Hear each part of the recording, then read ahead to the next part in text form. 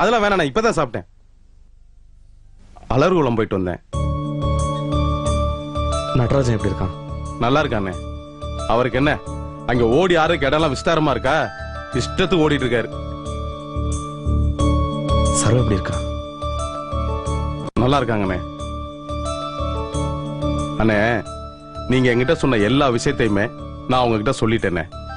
உங்க நிலைமை, உங்க மனசு, அதுல மறைஞ்சிருக்கிற பிரியம், உங்க தர்ம சங்கடம், இது எல்லாத்தையுமே நான் சொல்லிட்டேனே. சரோ என்ன சொன்னா? சரோனி உடனே புறப்பட்டு வரணுங்கிற எண்ணத்துல தான் இருக்காங்க. அதுலயும் அவங்களையும் நடராஜையும் பிரிஞ்சு நீங்க எவ்வளவு வேதனைப்படுவீங்கிறத அவங்க நல்லாவே உணர்ந்திருக்காங்க. ஆனா மாமாவும் ஒரு கேள்வி கேட்டாரு, அதுலயும் ஒரு நியாயம் இருந்துச்சுங்க. என்ன சொன்னாரு? அதாவது மாணிக்க மாப்பிள்ளைய பொறுத்த வரைக்கும் அவர் நிர்பந்தத்துல தான் இப்படி பேசினாரு, இப்படி நடந்துகிட்டாரு. இதெல்லாம் எனக்கு புரியுது. ஆனா நீங்க வந்து சொன்ன உடனே என் பொண்ணை நான் அனுப்பிச்சிட முடியுமா? மாணிக்க மாப்பிள்ள உண்மையிலே என் பொண்ணு அங்க வரணும்னு நினைச்சிருந்தாருன்னா ஒரு போன் பண்ணிருக்கலாம் இல்லையா அப்படின்னு அவர் கேட்டாரு. அவர் சொல்றது ஒரு விதத்துல கரெக்ட் தானே. ஏன்னா நான் போய் கூப்பிட்டேன்னா அவர் அனுப்பிச்சு வச்சிட முடியுமா? நீங்க ஒரு தடவை போன் பண்றது நல்லதுன்னு. கரெக்ட் தான். அப்புறம் என்ன, உடனே ஒரு போனை பண்ணிட வேண்டியதானே?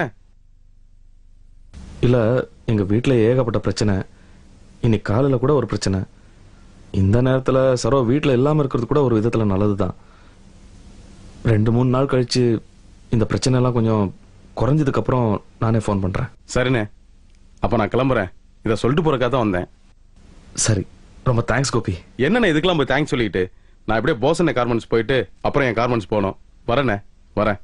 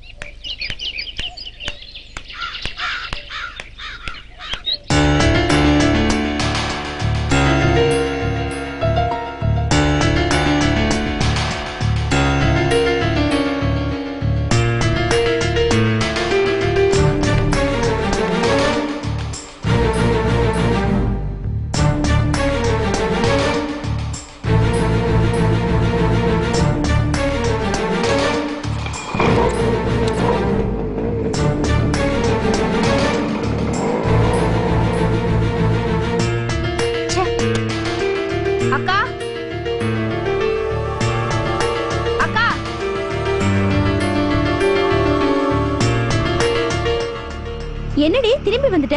அக்கா, அந்த ரமேஷ் வந்தான். அதான் அதுக்கு ஒரு முடிவு தெரியணும் உங்ககிட்ட சொல்ல வந்தேன். என்னடி இது? திரும்ப திரும்ப இதே வேலையா போச்சு அவனுக்கு. மனசுல என்னதான் நினைச்சிட்டு இருக்கா? நான் அவ்வளவு தூரம் சொன்னதுக்கு அப்புறமும் பேச வரானா, வேற என்னதாக்கா பண்றது? அவ்வளவுதான். இனிமே இதை அஜாக்கிரதையா விடக்கூடாது. மாமாட்ட சொல்லிட வேண்டியதா. அவர் பேசுற விதத்துல பேசினாதான் அந்த பையலுக்கு புத்தி வரும்னு நினைக்கிறேன். நான் அன்னைக்கே சொன்னேன்க்கா, இனிமே என்கிட்ட வம்பு பண்ணா ஒருத்தர் பத்தி ஒருத்தர் பேசுவாங்க. அர்த்தம் இருக்கோ இல்லையோ அதுக்கு ஒருத்தர் பதில் சொல்லுவாங்க. புரிஞ்சும் புரியாம சண்டை ஆரம்பிச்சிடும். எப்படி சண்டை ஆரம்பிச்சதோ அதே மாதிரி குழப்பத்திலே முடிஞ்சிடும். யாராவது வந்து எதுக்கு சண்டைன்னு கேட்டா புதுசா ஒரு காரணம் சொல்லுவாங்க. கேட்கிறவங்களுக்கு தலை சுத்தம். எனக்கு பழகி போச்சு. வாமா. வாங்க மாமா. என்னம்மா, நீ எப்ப வந்த? வந்து கொஞ்ச நாள் ஆச்சு. என்ன சம்பந்தி, எதிர்பாராத சந்திப்புகள்லாம் கூடிக்கிட்டே போகுது. ஆமா விஜய். வாங்க மாமா. விஜய், எப்படிமா இருக்க? நல்லா உன்னை இருக்கேன். பார்க்கணும்னு தோணுச்சு, அதான் உடனே வந்துட்டேன். இந்தா. என்னம்மா பொட்டை காணோம்? இப்பதான் மாமா குளிச்சிட்டு வரேன். பொட்டு வச்சு. சரி. பாத்து பாத்து.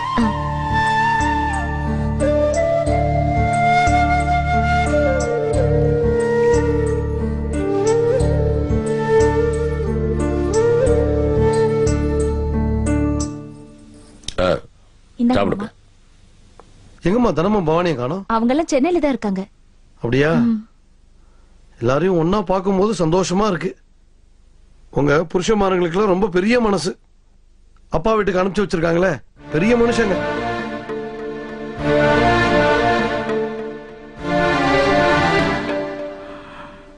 ஓ, நீங்க அந்த அர்த்தத்துல சொல்றீங்களா? இப்போ சரோவியே எடுத்துங்களேன். வீட்டுல மாமியார், புருஷன், கொழுந்தனா எல்லாருமே இருக்காங்க. அதெல்லாம் விட்டுட்டு இங்க வந்திருக்குன்னா புருஷன் பார்த்து பெருந்தன்மையை அனுப்பி வச்சான் தானே அர்த்தம்.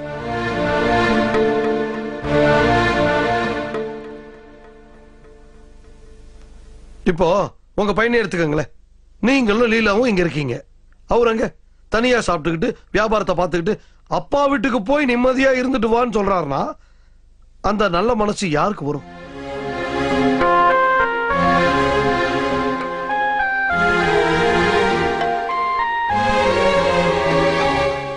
உங்களையெல்லாம் இங்க ஒன்னா பார்க்கும்போது மனசுக்கு ரொம்ப சந்தோஷமா இருக்கு.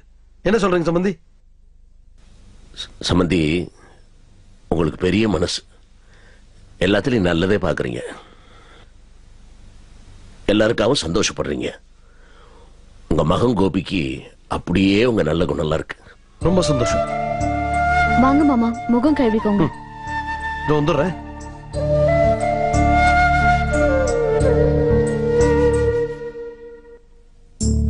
ரொம்ப சிம்பிளான கட்டிங்கண்ணே. இதுக்கு போய் இவ்வளவு தயங்கணும்னு சொல்றீங்க? இல்ல, அந்த படத்தை எல்லாம் பார்த்தோன்னே மாஸ்டர் கொலையும் போயிட்டாரு. நீ வந்து சொன்னதுக்கு அப்புறம் தான் தெளிவாவே இருக்காரு. இனிமே இந்த மாதிரி ஆர்வம் வந்துச்சுன்னா ஒன்னும் பிரச்சனை இல்லையே. பின்னி போட மாட்டோமா? பின்னி இது கொஞ்சம் முன்னாடியே தெரிஞ்சா ஒன்னா நான் சிரமப்படுத்திருக்க மாட்டேன். அட என்ன சிரமம் சொல்றீங்க? யாருக்குள்ள யார் சிரமப்படுத்துறது? அதுக்கு ஹலோ மாமா, நான் தான். சொல்லுதானோ. பவானி, நீ காலேஜுக்கு போல மாமா. காலேஜ் போலையா? ஏன்? அந்த ரமேஷ் பையன் அவளை திருப்பி தொந்தரவு பண்ணிட்டு இருக்கான். என்னது? அந்த ரமேஷ் தொந்தரவு பண்றானா? ஆமா மாமா, அவன் ஏதோ ரொம்ப நாளா இவளை லவ் பண்றேன்னு சொல்லி பின்னாடி அலைஞ்சிட்டு இருக்கானா. இவன் பயந்துட்டு நம்மகிட்ட சொல்லாம இருந்திருக்கா. இன்னைக்கு தொந்தரவு அதிகமான உடனே வேற வழி இல்லாம என்கிட்ட வந்து சொன்னா அவனை சும்மா விட்டுறதா? நீ போன வை. அவன் எல்லாம் கைய கால எடுத்து. என்னண்ணே? ரமேஷ் பையன் இருக்கான்ல, நம்ம பவானி காலேஜ் போய் அமர்த்து இருக்கான். அந்த பொண்ணு வீட்டுல உட்காந்துருக்கு பாவம், காலேஜ் போகாம.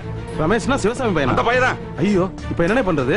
என்ன பண்றதா? அவன் எல்லாம் கைய கால எடுத்தா தான் அண்ணே, எடுத்த உடனே அடிதடிலாம் இறங்க வேணாம். என்ன கொஞ்சம் சொல்றியா? இல்லண்ணே, என்னன்னு விசாரிப்போம். என்னத்தை விசாரிக்கிறது? நம்ம வீட்டை சுத்திக்கிட்டு இருந்தா என்னன்னு கேட்டதுக்கு ஒண்ணுமில்லைன்னு சொல்லிட்டான். இப்ப நடுரோட்ல வச்சு அம்பளுத்து இருக்கான். அவ காலேஜ் போகாம உட்காந்துட்டு இருக்கா. அண்ணே, பவானி கிட்ட போய் விசாரிப்போம். அது வாயில இருந்து என்ன விஷயம் வருதுன்னு தெரிஞ்சுக்கலாம். அதுக்கப்புறம் என்ன பண்றது முடிவு பண்ணலாம். விசாரிக்கிற விஷயமா இது? விசாரிக்கிற விஷயமா? அவங்க கைய கால எடுக்கணும் கோபி. நான் சொல்ல கேளுங்க. பிரச்சனை வந்துச்சுன்னா பவான்ல இருந்து மாமால இருந்து எல்லாத்துக்கும் பிரச்சனை. நான் சொல்ல கேளுங்க, நானும் வரேன். முதல்ல பவான் போய் என்ன விசாரிப்போம். ஏற்கனவே அந்த ராஜம்மா அடுத்ததுக்கு அவனை தூக்கி போட்டு மிதிச்சோம்ல, அதெல்லாம் மறந்துட்டான் அவன். இப்ப பவானி கிட்ட அம்பளுத்து இருக்கான். அவன் சும்மா சொல்றியா? இல்ல இல்ல, இதுல கேட்கறதுக்குலாம் ஒண்ணு இல்ல. அவனை உதச்சாதான் சரியா வரும். நீங்க வாங்க, நீங்க நான் சொல்ல மட்டும் கேளுங்க. நீங்க வாங்க வாங்க.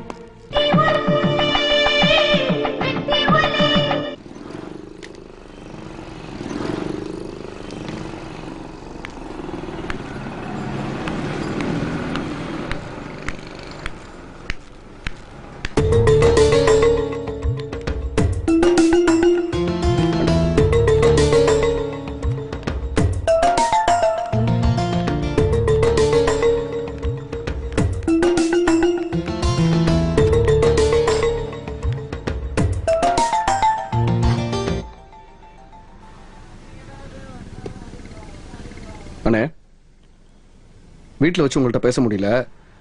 இப்போ கேட்குறேன், அண்ணியும் குழந்தையும் மறுபடியும் வீட்டுக்கு கூட்டு வர மாதிரி ஏதாவது ஐடியா இருக்கா, இல்லை அப்படியே விட்டுற போறீங்களா? ஏண்ணே, எதுக்கு இந்த தயக்கம்? ஒரு விஷயம் மனசில் வச்சுக்கோங்கண்ணே. அம்மா பேச்சுக்கும் நிர்மலா பேச்சுக்கும் நீங்கள் மரியாதை கொடுக்குறீங்களே தவிர அண்ணியை பற்றியோ நடராஜனை பற்றியோ கவலைப்படுற மாதிரி தெரியல.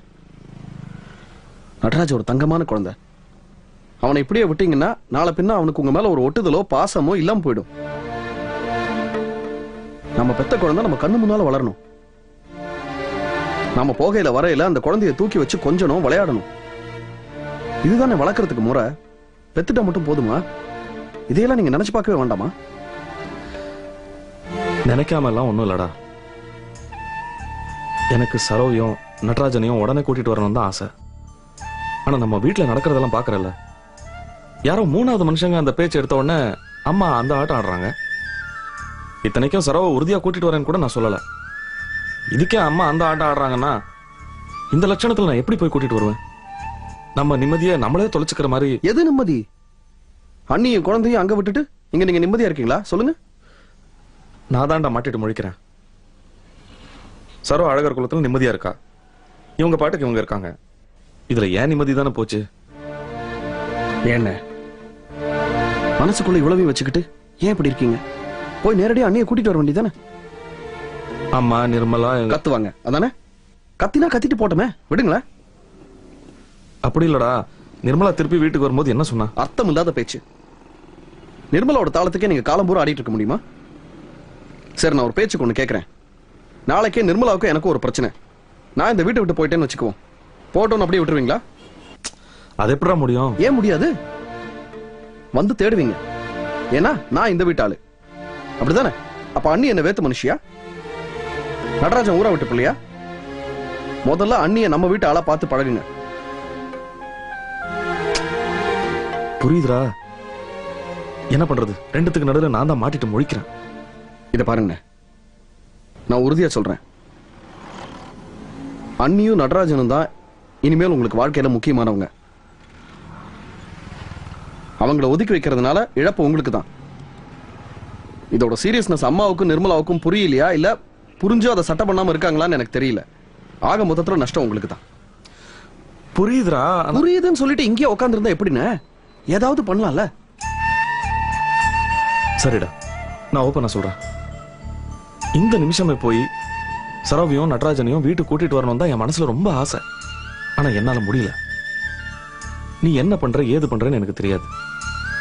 உடனே சரவும் நடராஜனும் வீட்டுக்கு வர மாதிரி ஏதாவது ஏற்பாடு பண்ணு. இனிமே அது உன்னோட பொறுப்பு.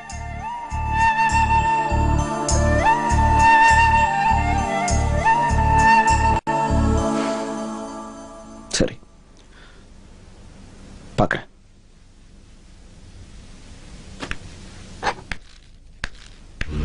தனோ தனோ மாமா எங்க பவானி? வா. மாமா என்ன பண்ண அந்த பைய? ஏற்கனவே அந்த பையல கூப்பிட்டு விசாரிச்சேன். பெரிய மாதிரி ஒண்ணு இல்லைன்னு போயிட்டான்.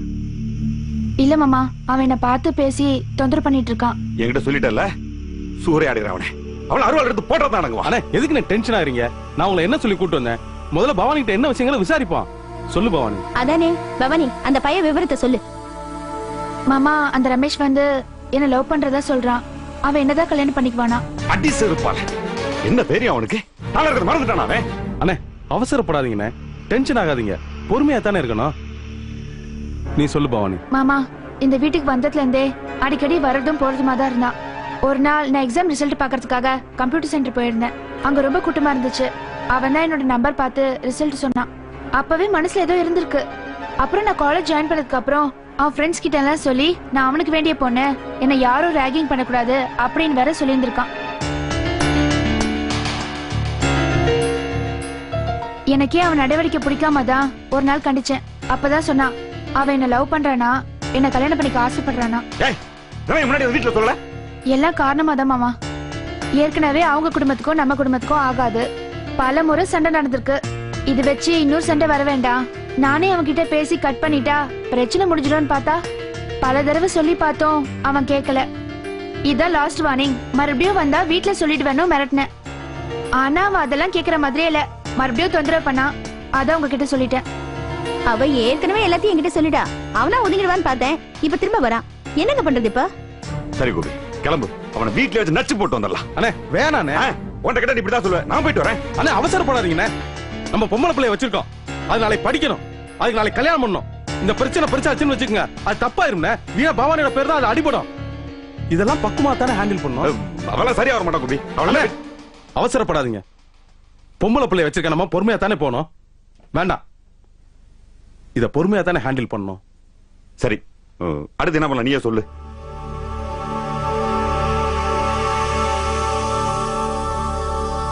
பவானி, நாளைக்கு அவனை வீட்டுக்கு வர சொல்லு. அவன் இந்த வீட்டுக்கா? எதுக்கு? நம்ம வீட்டுக்கா? என்ன கோபி, என்ன சொல்றீங்க நீங்க? பேசாம மாமாட்ட விட்டுருங்க, 4 சாத்து சாத்துறா சரியா போயிடும். என்ன நீங்கள் நான் சொல்றது முழுசா புரிஞ்சுக்காம பேசுறீங்க? பொம்பளை பிள்ளைய வச்சிருக்கோம் நம்ம, அதுல நம்ம பொறுமையா தான் போகணும். ஆமாக்கா, அவசரப்பட வேண்டாம். கோபி மாமா சொல்றதுதான் கரெக்ட். பவானி, நாளைக்கு ஏதாவது ஒரு டயத்தை சொல்லி அவனை இங்க வர சொல்லு. நானும் வந்துடுறேன். போசனும் இருப்பாரு. முதல்ல அவனை பேச விடுவான். அவன் நோக்கம் என்ன, அவன் என்ன பேசுறா, எல்லாத்தையும் முழுசா தெரிஞ்சுக்கிட்டு அதுக்கப்புறம் என்ன பண்ணுமோ அதெல்லாம் பண்ணலாம். என்னன்னு அண்ணன், வேற வழியே இல்ல. முதல்ல இதுக்கு ஒத்துக்குங்க. சரி, அப்படியே பண்ணுங்க. என்ன நீ தான் அவரே சொல்லிட்டார்ல. பவானி, நாளைக்கு வர சொல்லு.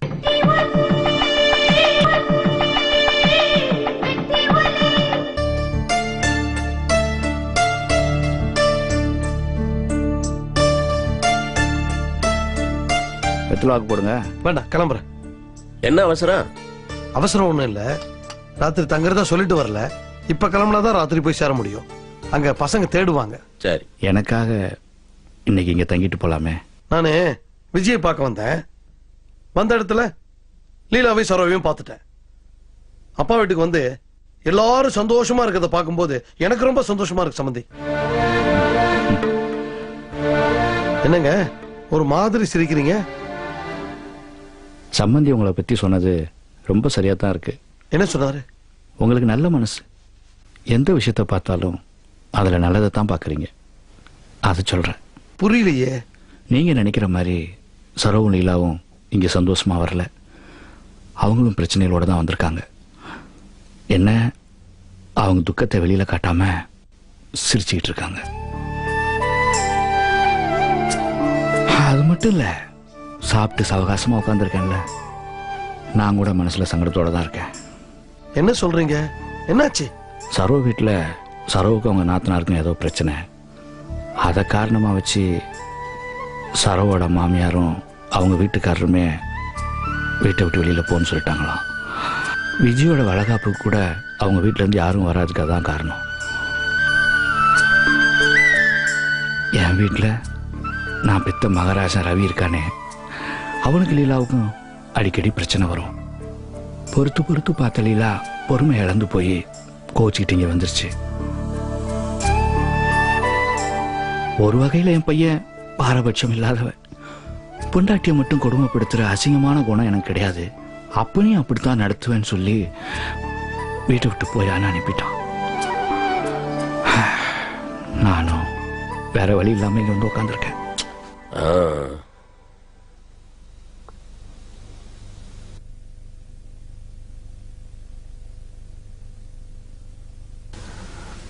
மாடி, நான் பாட்டுக்கு விஷயம் தெரியாம ஏதோ பேசிட்டேன். என்ன மன்னிச்சிருங்கம்மா. ஐயோ மாமா, என்ன மாமா நீங்க பெரிய வார்த்தையெல்லாம் பேசிக்கிட்டு? நாங்க சந்தோஷமா இருக்கோம் தானே நினைச்சீங்க. அதுல என்ன இருக்கு? நீங்க சந்தோஷப்பட்டதுல தப்பில்லையே மாமா.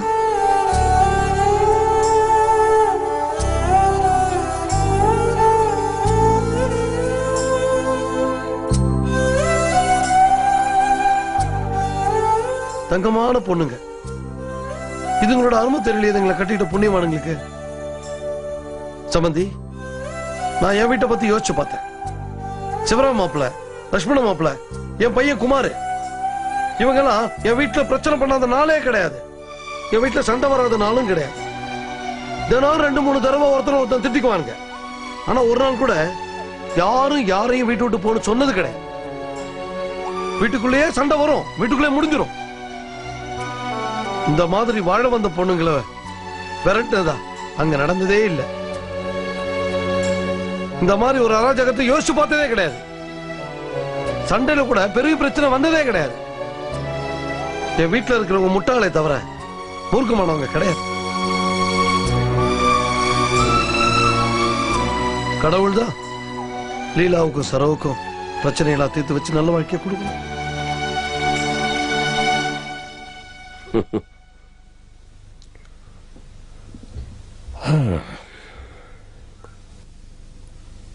நான் இன்னைக்கு ஊருக்கு போறதா இல்ல. இது எல்லாத்தையும் கேட்ட பிறகு இங்க இருந்து போனா அது ஆதரவா இருக்காது. கோபி போன் பண்ணிட்டா போச்சு, அதை பத்தி ஒண்ணு இல்ல. சம்பந்தி, இவ்வளவு வேதனைகளையும் மனசுக்குள்ள தாங்கிட்டு எப்பவும் சிரிச்ச மாதிரியே இருக்கீங்களே, உங்களை கையெடுத்து கும்பிடணும் சம்பந்தி. என்னங்க இதெல்லாம்?